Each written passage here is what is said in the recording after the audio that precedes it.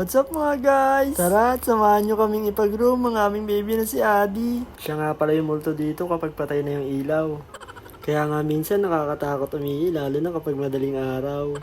Ayan, inayos ko lang yung bra ni Adi tapos binuhat ko na siya. Tapos kiss muna kasi I love you. Tapos konti ma-cute din muna bago umalis. Kapapanganak nga lang pala niya kaya usbong pa yung mga dede niya. Kaya kung gusto mo magpa-breastfeed, bisita ka lang sa amin. Ayan, uling kurot na sa mga buhok niya kasi mamaya ubos na. Pagkatapos namin maglambingan ni Adi ay inayos naman ni partner yung mga dadali namin. Konti lang daw yung dadalhin kaya minimalist lang na bag yung gagamitin namin. Sana nga ay wala malimutan para walang aberya mamaya. Pagkatapos magligpit ay ito na yung eksena. Tinatanggal na ni Adi yung bra niya. Ayaw niya na daw sumama. At syempre maya maya ride out na kami. Malapit nga lang pala yun guys. Kaya maya maya ay nakarating na rin kami agad. Ayan, nakarating na kami. Pero parang may kakaiba sa lakad ni Adi. Ayaw niya nga magpahila. At maya maya wala. Bigla na lang natay si partner. Ay este si Adi. Kalimutan namin magdala ng tissue kaya bumili na rin muna ako. Pagkatapos ng mga sakuna ay eto na kami. Dito nga pala namin ipapagroom si Adi mga guys. Excited na rin nga daw si Adi para maging presko na yung pakiramdam niya. Dito ay chinecheck na ni ma'am si Adi. Sobrang kapal na nga daw kasi ng buhok niya tapos kulot-kulot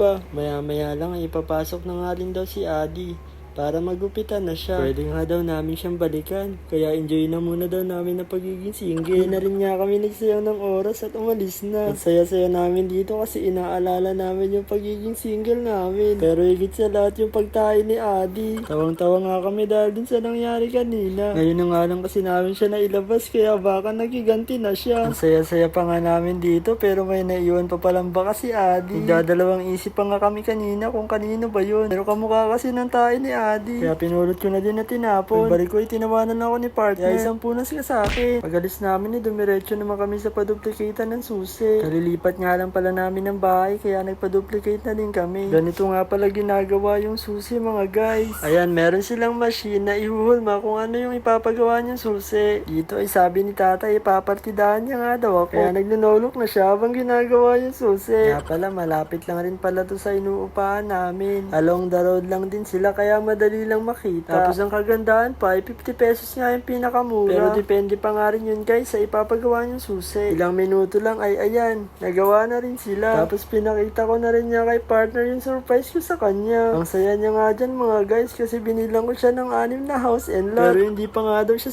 satisfied kasi naiingit siya kay Adi. Kaya dumiretso na kami sa salon para makapagpagupit din si partner. Init na nga daw siya dahil sa pagiging hot ko. Syempre deserve naman nila ni Adi yung treat natin sa kanila.